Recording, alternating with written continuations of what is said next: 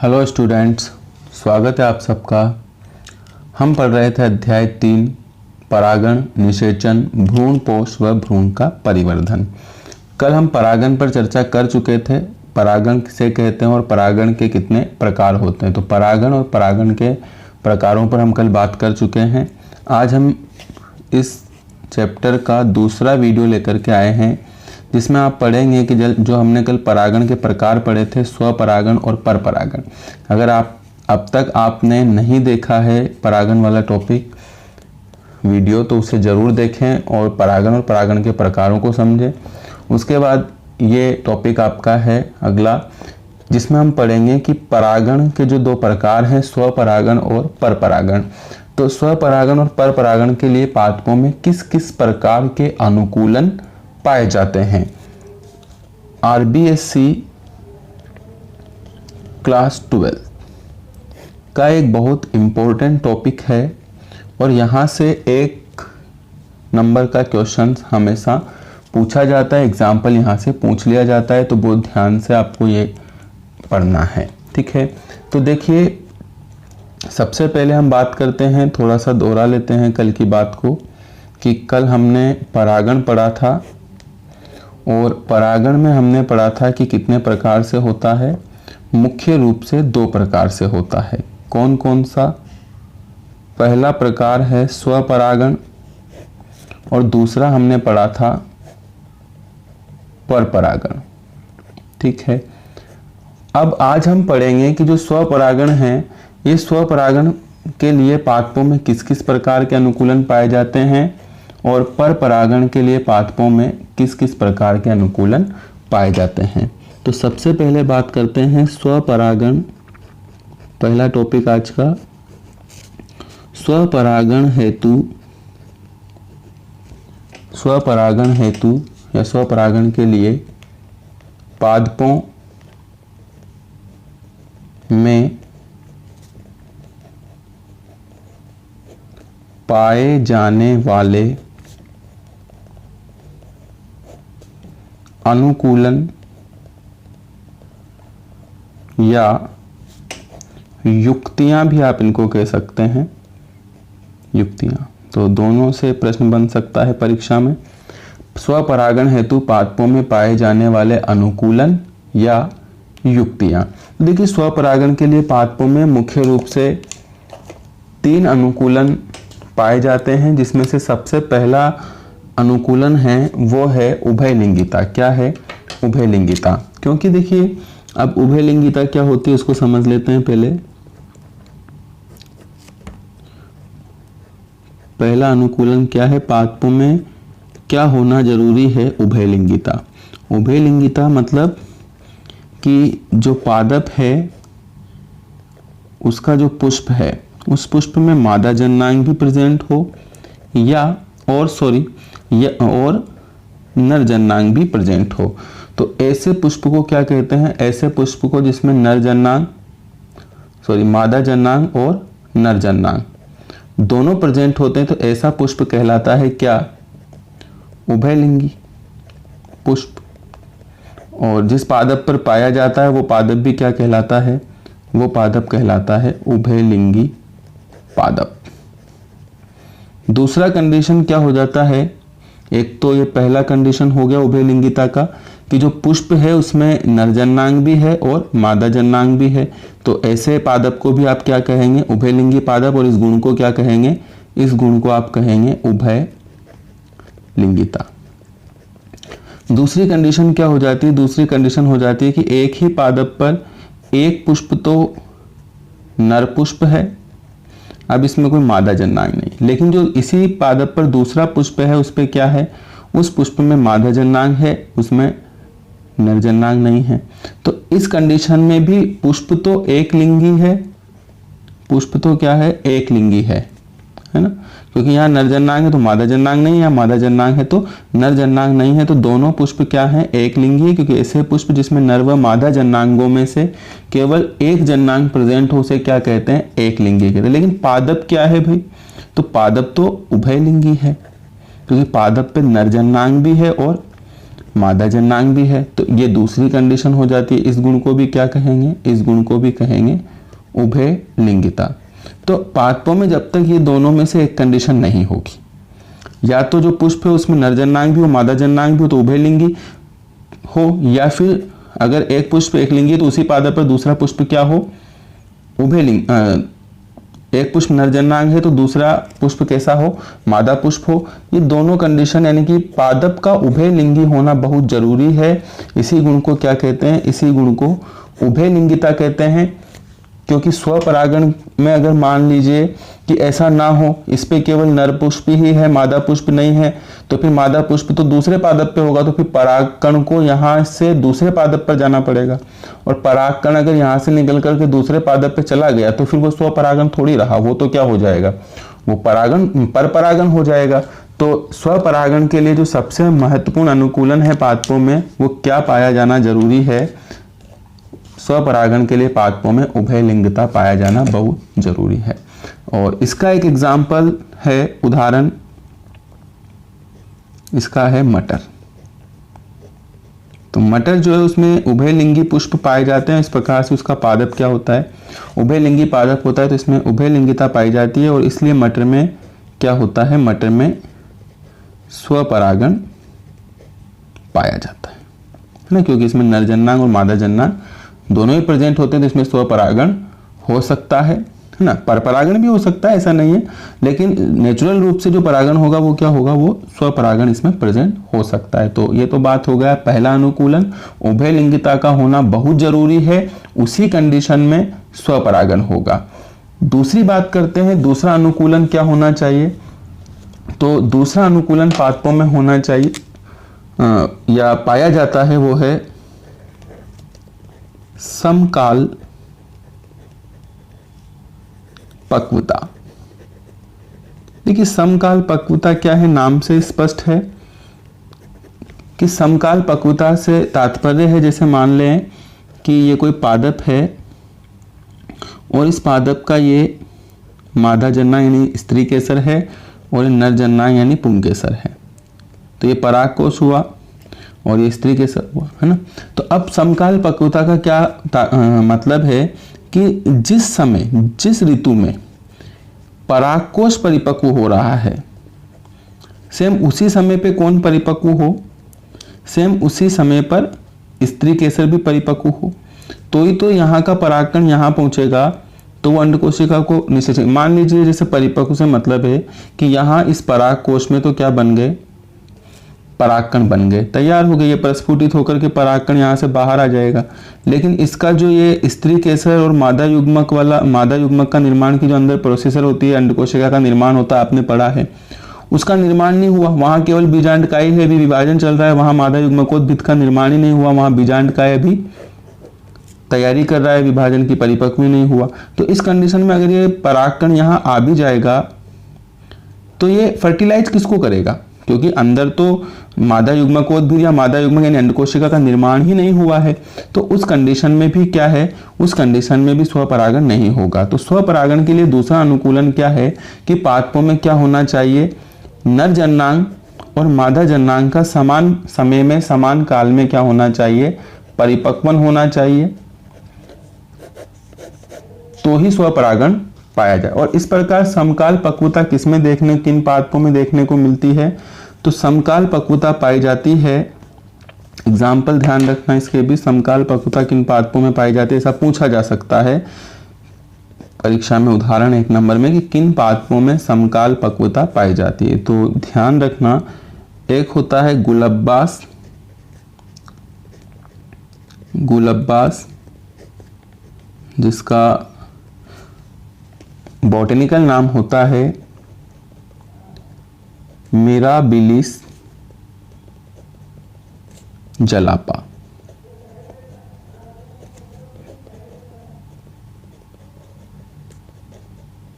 Mirabilis जलापा, ठीक है। और इसी प्रकार इसका एक और एग्जाम्पल है सदाबहार, जिसका साइंटिफिक नाम है कैथारैंथस। कैथारेंथस। तो इन पादपों में क्या होता है, इन पादपों में जिस समय परागकोश परिपक्व यानी नरजन्नांग जिस समय पे परिपक्व होते हैं, ठीक उसी समय पे कौन परिपक्व हो जाता है, ठीक उसी समय पे मादा जन्नांग भी परिपक्व हो जाता है। और इस प्रकार से यहाँ का परागकण निकल करके इसी पुष्प के वर्तिकाग्र पे पहुंचेगा और अंदर ग्रोथ करके अंदर जाएगा, अंकुरित होकर के अंदर जाएगा और अंडकोशिका को फर्टिलाइज कर देगा और इस प्रकार से स्वपरागण हो जाएगा यहाँ पर। तो ये भी ध्यान रखना, नहीं तो स्वपरागण नहीं होगा। समकाल पक्वता का बात हो गई। तीसरा महत्वपूर्ण अनुकूलन जो है वो कौन सा पाया जाता है, तो तीसरा महत्वपूर्ण अनुकूलन पादपों में पाया जाता है समकाल पक्वता के अलावा अनुन्मील्यता का। अनुन्मील्यता, इस पर प्रश्न पूछे जा चुके हैं अनुन्मील्यता पर कि अनुन्मील्यता किसे कहते हैं, ये भी पूछा जा सकता है।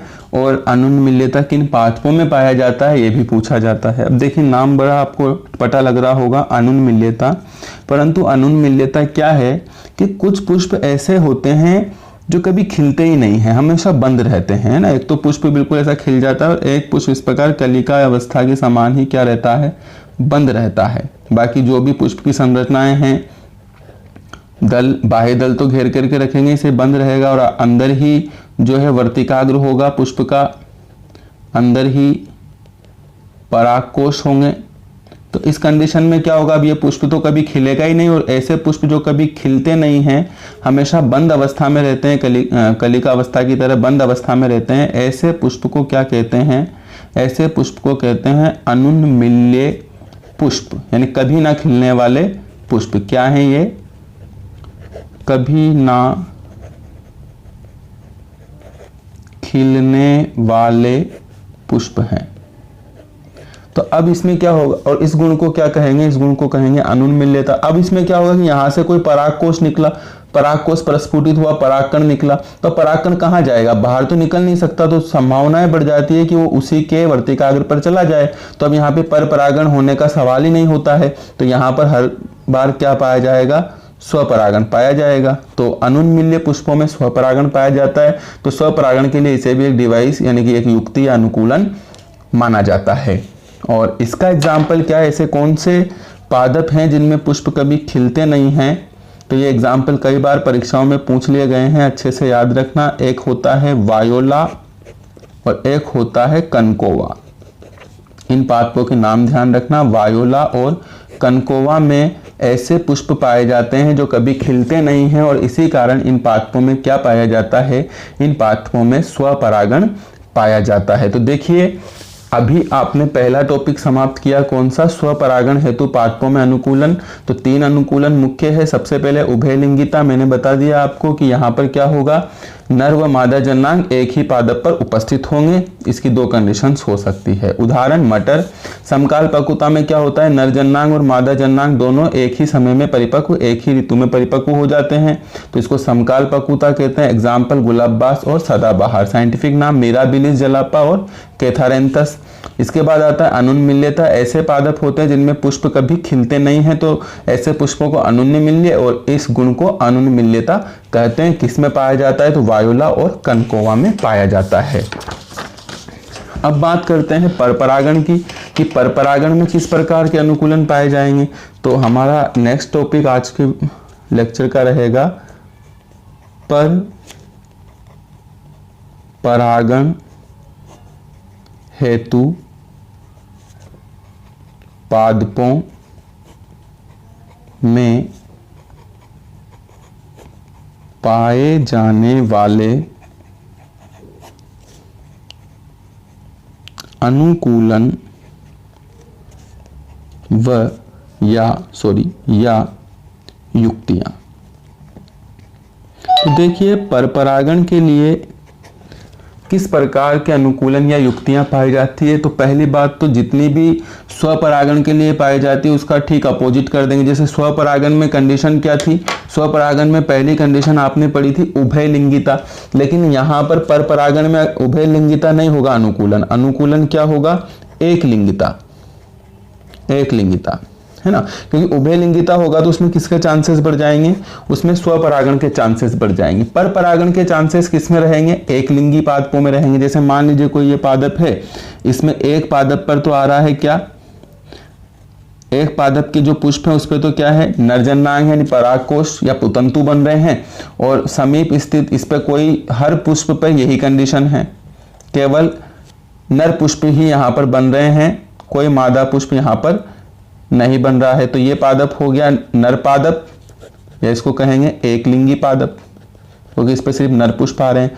और पड़ोस में यहाँ पर एक पादप और है जिस पर आ रहे हैं किस प्रकार के पुष्प, तो इस पर आ रहे हैं मादा पुष्प, तो ये हो गया मादा पादप, जो भी क्या है, एक लिंगी है। अब बताइए इसमें स्वपरागण हो सकता है क्या? बिल्कुल नहीं होगा। यहाँ से परागकोश निकलेगा तो ये यहाँ पर तो कहीं ट्रांसफर हो ही नहीं सकता, स्वपरागण का कोई कंडीशन ही नहीं है, क्योंकि यहाँ पर कोई मादा पुष्प ही नहीं है। इसलिए ये यहाँ पर कीट के द्वारा, हवा के द्वारा, किसी भी माध्यम से कहाँ पहुँचेगा, किसी भी माध्यम से जो समीप स्थित पादप है जो कि मादा पादप है और इस पर मादा पुष्प के वर्तिकाग्र पर ये यहाँ पहुँचेगा और परागण क्या होगा, कंप्लीट होगा। तो इस प्रकार से ये एक लिंगिता का गुण होना जरूरी है। तो पर परागण के लिए पहला अनुकूलन क्या हो जाता है, एक लिंगिता हो जाता है, कि एक लिंगिता का पाया जाना जरूर। एक लिंगिता क्या, कि केवल नर या मादा जन्नांगों में से एक प्रकार के जन्नांग ही एक पादप पर पाए जाते हैं। इसका एग्जाम्पल क्या हो जाएगा, तो इसका उदाहरण ध्यान रखना आप, किस प्रकार के पादप हैं जो एक लिंगी होते हैं। तो ये है तरबूज ना, तरबूज आप इसमें ध्यान रखना कि तरबूज में क्या पाया जाता है, तरबूज में एक लिंगिता पाई जाती है। इसके बाद आगे बढ़ते हैं, दूसरे अनुकूलन पर बात करते हैं। तो जो दूसरा अनुकूलन है, दूसरा अनुकूलन आप ले लीजिए, जैसे उसमें हमने पढ़ा था समकाल पक्वता, तो यहाँ पर एक अनुकूलन क्या हो जाएगा, भिन्न काल पक्वता, बिल्कुल अपोजिट है ना।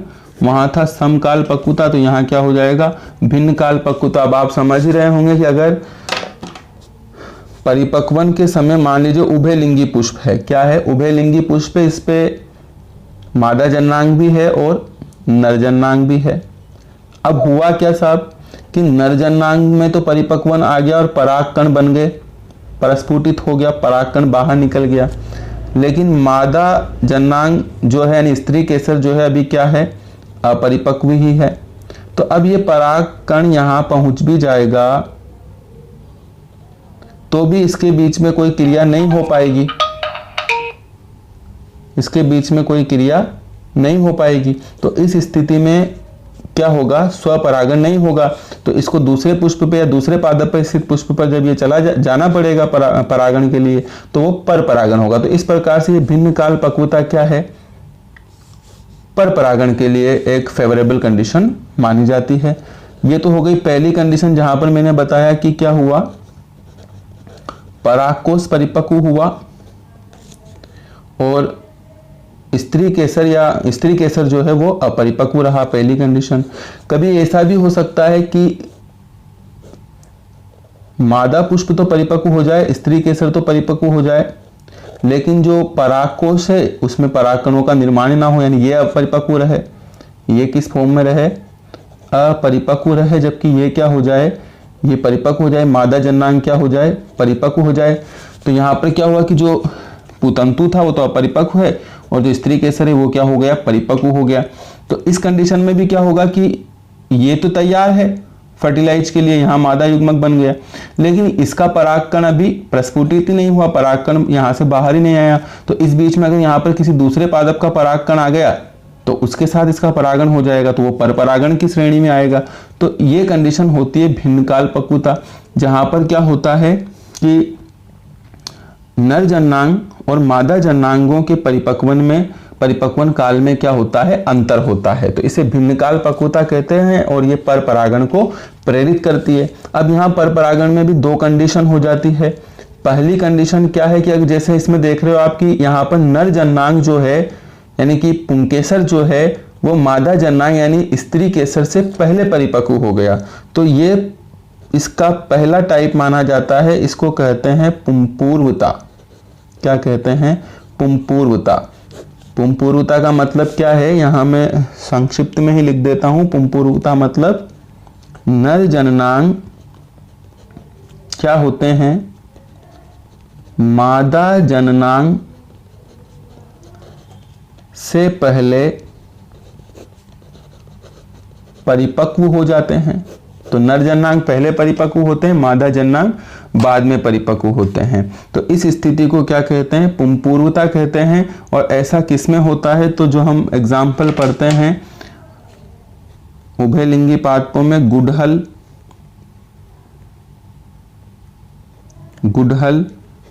में। तो देखिए स्वबंध्यता में होता क्या है कि स्वबंध्यता में जो पादप होता है वो उभयलिंगी होता है, यानी जो पुष्प है उसमें मादा जननांग भी होते हैं, यानी कि स्त्री केसर भी होगा पुष्प पे और पुंकेसर भी होगा। दोनों का परिपक्वन भी सेम समय पे होगा, यानी समान काल पे होगा, यानी परिपक्वन भी साथ साथ होगा। जिस समय पे ये परिपक्व हो रहा है उसी समय पे ये परिपक्व होगा, समान होगा परिपक्व। लेकिन इन पादपों में क्या विशेषता होती है कि जो परागकण है, मान लीजिए ये परागकण है, तो जब ये प्रस्फुटित होगा और बाहर आएगा और ये इसी पुष्प के वर्तिकाग्र पर पहुंच जाता है, इसी पुष्प के वर्तिकाग्र पर पहुंच जाता है, तो इस पुष्प के वर्तिकाग्र और इसी पुष्प के परागकण के बीच में पारस्परिक कोई अनुक्रिया नहीं होती है, कोई पारस्परिक अनुक्रिया नहीं होती है, यानी ये रिएक्शन नहीं करते, आपस में कोई अभिक्रिया नहीं करते हैं। और ये परागकण जो यहाँ आया है, ये परागकण इस पुष्प के वर्तिकाग्र पर अंकुरित नहीं होता है, अंकुरित नहीं होता है।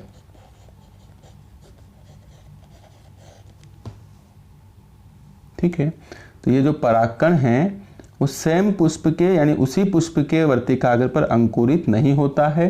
तो ये जो गुण है इस पुष्प का या इस पादप का, इस गुण को ही क्या कह देते हैं? इस गुण को ही कह देते हैं स्वबंध्यता। क्या कह देते हैं? स्वबंध्यता। तो अगर ऐसा है तो अब जो परागकण है वो इसी पुष्प के वर्तिकाग्र से तो कोई क्रिया करेगा ही नहीं, यानी परागकण यहाँ पर अंकुरित नहीं होगा, तो फिर ये इसको यहाँ कोई, ये जब दूसरे पुष्प के या दूसरे पादप पर स्थित पुष्प के वर्तिकाग्र पर जाएगा तो वहां ये अंकुरित होगा। तो इस कंडीशन में क्या हो जाएगा? इस कंडीशन में परपरागण हो जाएगा। तो ये ध्यान रखने वाली बात है कि स्वबंध्यता अगर पादपों में है तो वहां पर भी क्या पाया जाएगा? परपरागण पाया जाएगा। और ऐसा किसमें होता है? तो उदाहरण ध्यान रखना, किन पादपों में स्वबंध्यता होती है? राखी बेल में पाई जाती है, एक अंगूर में स्वबंध्यता पाई जाती है, और एक आप ध्यान रखना पेटूनिया में भी स्वबंध्यता पाई जाती है। तो इन एग्जाम्पल्स को आपको ध्यान में रखना। अभी तक हम परपरागण के लिए कितने अनुकूलन पढ़ चुके हैं? 3 अनुकूलन पढ़ चुके हैं। देखिए चौथा अनुकूलन क्या रहेगा? चौथा अनुकूलन हमारा रहेगा अवरुद्ध परागणता या हर्कोगेमी इसको कहा जाता है। क्या होता है? अवरुद्ध परागणता या आप इसको कहते हैं हर्कोगेमी। देखिए अवरुद्ध परागणता या हर्कोगेमी में क्या होता है कि जब वर्तिकाग्र एवं परागकोश के मध्य, या परागकोश कह दूं या पुतंतु कह दूं, है ना, के मध्य किसी भी प्रकार का संरचनात्मक अवरोध बन जाता है, तो इस स्थिति को क्या कहते हैं? हर्कोगेमी कहते हैं। संरचनात्मक अवरोध कैसे? जैसे आपने पुष्प का स्ट्रक्चर पढ़ा था, एक पूर्ण डायग्राम, कंप्लीट डायग्राम हम बनाते हैं पुष्प का, कि इस प्रकार से हमने पुष्प का डायग्राम बनाया था। तो इसमें ये तो क्या हो गया? स्त्री केसर हो गया, ये इसका वर्तिकाग्र हो गया, है ना। अब केवल एग्जाम्पल के हिसाब से हम इसको समझ रहे हैं। तो मान लीजिए अब संरचनात्मक अवरोध कैसे हैं? जैसे मान लो दल वाला जो स्ट्रक्चर है वो कुछ इस प्रकार से अरेंज हो जाता है, ठीक है, और इस प्रकार से पुष्प को चारों तरफ से क्या कर लेता है? घेर लेता है, स्त्री केसर को चारों तरफ से घेर लेता है। और जो पुतंतु या परागकोश है वो इस प्रकार से आउटसाइड पर ले जाता है, ठीक है। तो जब यहाँ ये परागकोश तो बाहर रह गया, जबकि जो वर्तिकाग्र या स्त्री केसर वाला भाग है उसको दूसरी संरचनाओं ने, दल ने या बाह्य दल ने क्या कर लिया है, इस प्रकार से कवर कर लिया है। तो अब यहाँ से जब परागकण निकलेगा तो क्या वो यहाँ तक पहुँच पाएगा? इस पर पहुँचना असंभव होगा इसके लिए, इसलिए फिर ये हवा में उड़ता हुआ या कीट के द्वारा या पक्षियों के द्वारा कहाँ पहुँच जाएगा? दूसरे पादप पर स्थित पुष्प के वर्तिकाग्र पर पहुँच जाएगा, है ना। ये कंडीशन हो सकती है। तो इस प्रकार का कोई संरचनात्मक अवरोध बन जाता है परागकोश और वर्तिकाग्र के बीच में, तो फिर वहाँ पर स्वपरागण की संभावनाएं समाप्त हो जाती है। वहाँ कौन सा परागण होता है? परपरागण। तो ये जो आप पढ़ रहे हैं हर्कोगेमी, ये भी परपरागण के लिए एक अनुकूलन माना जाता है। और ऐसा किसमें पाया जाता है? तो हर्कोगेमी पाई जाती है, ये किसी भी पादप में देखने को मिलता है ना, कोई पर्टिकुलर इसका एग्जाम्पल नहीं होता है। किसी भी पादप में, पुष्प में इस प्रकार का संरचनात्मक अवरोध बन गया है तो फिर वहाँ पर स्वपरागण नहीं होगा। तो कोई विशेष इसका पर्टिकुलर एग्जाम्पल नहीं है। ये किसी में भी हो सकता है कंडीशन जहाँ पर इस प्रकार दोनों के बीच में कोई बाधा बन गई है, संरचनात्मक अवरोध बन गया है। तो कोई पर्टिकुलर एग्जाम्पल इसका नहीं है, तो इसको छोड़ देते हैं हम। ये किसी में भी हो सकता है ऐसा। अगले टॉपिक पर आते हैं। अगला अनुकूलन और लास्ट अनुकूलन होता है विषम वर्तिकात्व। विषम वर्तिकात्व, देखिए नाम से स्पष्ट हो रहा है विषम वर्तिकात्व क्या है कि कुछ पादपों में के जो पुष्प हैं उसमें वर्तिका तो लंबी हो जाती है लेकिन पुंकेसर छोटे हो जाते हैं। या दूसरी कंडीशन कि पुंकेसर लंबे हो जाए, वर्तिका छोटी रह जाए। देखिए क्या कंडीशन है, मान लीजिए एक पुष्प है जिसकी वर्तिका बहुत लंबी है, इस प्रकार से ये, ठीक है, उभयलिंगी पुष्प है, और जो परागकोश है या पुतंतु है वो ये यहीं रह गए, ठीक है। तो ये कंडीशन हो गई। तो अब यहाँ से जब परागकण निकलेगा और गिरेगा नीचे तो उसका इस वर्तिकाग्र पर पहुँचने की संभावनाएं बहुत कम हो जाती है। तो स्वपरागण के चांसेस कम हो जाते हैं। इस परागकण का दूसरे पादप पर उपस्थित पुष्प पर पहुंचने की संभावनाएं, चांसेस बढ़ जाते हैं। तो इस प्रकार से ये जो अनुकूलन है विषम वर्तिकात्व क्यों कहा गया? क्योंकि दोनों की साइज में बहुत ज़्यादा या दोनों की लंबाई में बहुत ज़्यादा अंतर हो जाता है, इसलिए विषम वर्तिकात्व यानी वर्तिका और पुतंतु या परागकोश की लंबाई में काफ़ी अंतर हो गया, इसलिए इसको विषम वर्तिकात्व कहा जाता है। और ये किसके लिए अनुकूलन माना जाता है? परपरागण के लिए अनुकूलन माना जाता है। इसकी अपोजिट कंडीशन भी हो सकती है। अपोजिट कंडीशन क्या कि वर्तिका छोटी रह जाए और ये जो है ये बहुत ज़्यादा लंबा हो जाए, है ना, पुतंतु बहुत ज़्यादा लंबा हो जाए। और तो इस कंडीशन में भी जो है बाकी संरचना, इसको जैसे हमने कहा था ना हर्कोगेमी वाली कंडीशन बन जाएगी। तो इस कंडीशन में भी क्या होता है, स्वपरागण के चांसेस हो सकता है, ऐसा नहीं कि नहीं होगा, लेकिन फेवरेबल नहीं है स्वपरागण के लिए। फेवरेबल किसके लिए है? फेवरेबल परपरागण के लिए है, ठीक है। तो ये अनुकूलन किसका माना जाता है? ये अनुकूलन परपरागण का माना जाता है। अपवाद स्वरूप इनमें भी स्वपरागण हो सकता है, लेकिन अनुकूलन स्वपरागण का नहीं है। अनुकूलन किसका है? परपरागण का। तो ये होता है विषम वर्तिकात्व। दो कंडीशंस मैंने आपको बता दी, या तो बहुत ज़्यादा वर्तिका लंबी रह जाएगी, पुतंतु छोटे रह जाएंगे, पुंकेसर छोटा रह जाएगा, या वर्तिका या स्त्री केसर छोटी रह जाएगी, पुंकेसर या पुतंतु बहुत ज़्यादा लंबा हो जाएगा। तो इस घटना को क्या कहते हैं? विषम वर्तिकात्व कहते हैं। इसका एक एग्जाम्पल जो है वो कैरियोफिलेसी कुल के पादपों में देखने को मिलता है। किसमें देखने को मिलता है? कैरियोफिलेसी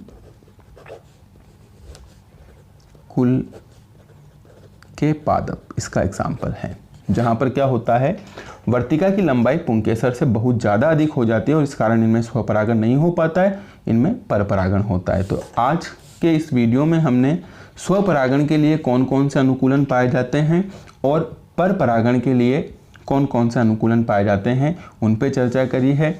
आपके पास नोट्स है, याद करिए, वीडियो देखिए, समझिए और अपनी पढ़ाई को कंटिन्यू बनाए रखिए। मिलते हैं अगले टॉपिक पर अगले वीडियो में।